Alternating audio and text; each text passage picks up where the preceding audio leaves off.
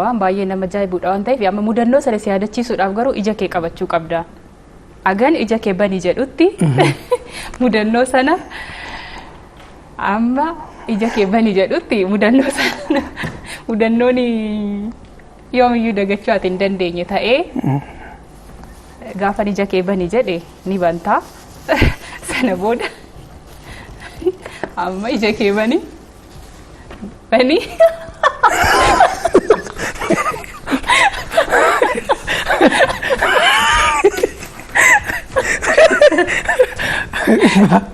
Agak-agak asli la jala video.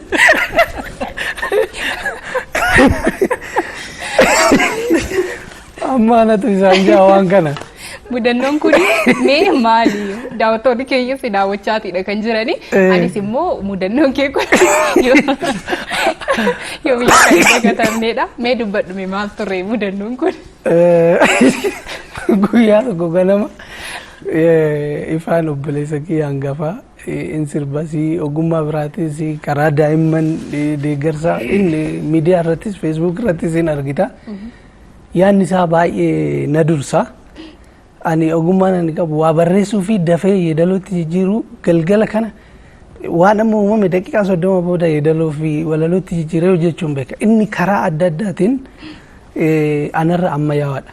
Na dura magaalaa seenillee waan ta'eef amma guyyaa tokko ganama riba gaafan ka'u waan kana nyaataa jira biltee daabboo kana qabee akkasitti nyaataa jira. Arra cireeni maalidha naan afaan Amaariffaatiin daabboo kanaa fi damma kana na jala kaa'ee dibii nyaadhu naan jee. Mee Amaariffaanis ni jedhe. Qabbitee bilaa naan jee. Qabbitee bilaa gaafa inni naan jehu aneessa akka diban hin beeku beektee guyyaa saniin argee inni kan dibe jidduu kana saaqeet damma kanas keessa dibatee nyaataa ture. Ani ribarraa hin ka'eesii sirriitti hin dammaqne qabbitee bilaa gaafa inni naan jehu damma kiyyaasii buqqisee tan dugda kana dibe daabboon cululuqee gaafa nani walakkaa dhanga'u eessa dibdee nyaachaa jirtaa naan jedhu tasbee dibii nyaadhuun jennee reennaan keessa akka dibamu waan hin beeknii fi gubbaa dibaa nyaachaa jira inni immaan fixate goflaan mudannoo kana caalu jira. Mudannoon aartiidhaan alatti. Ilaayinaa sana wajjin jiraan immoo gara hojii adeemuudhaa ka'eera.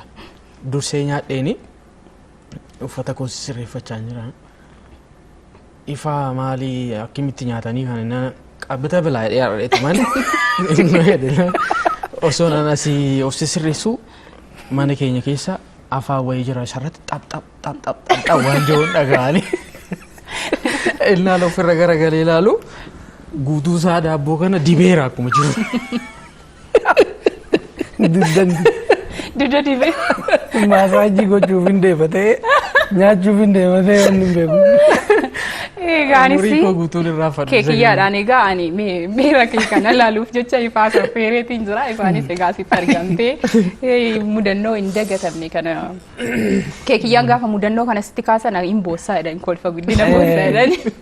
Anis kanuma keessa odeeffadheeni ifaanis egaa hojiilee gurguddaa nama hojjetaa jirtudha.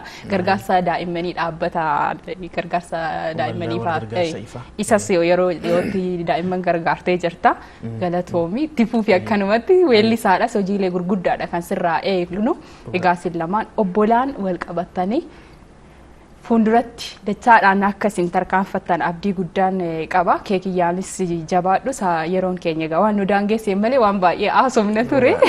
Dhumarra egaa waa'ee mudannoo keekiyyaa waan kaaseefan kunis akka addaatti kan inni dhiyeesse.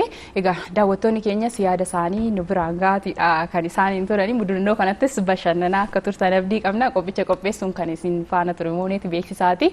Akkasumas keekiyyaa badhaadhaa albeema aaraa yeroo dhiyoo eebbisiise warra kam jedhuttiin egaa qophii addaatiin abbaa torbii irratti saffeereetiin jira. Innis nu kabajee waan istiidootti argameef galatoomisin jenna. Ifaanis immoo ajaja kiyya eegdee waan qabadhu kottee qabattee waan dhufteef galatoomi ulfaadhu siniin jedha. Egaa dhumarratti dura yeroo yoo saniin asaatiidha kan turre sirba yoo saniin daawwattoota keenyaan nagaatti jennaani horaa bulaa galatooma ulfaadhaaf siniin jedha.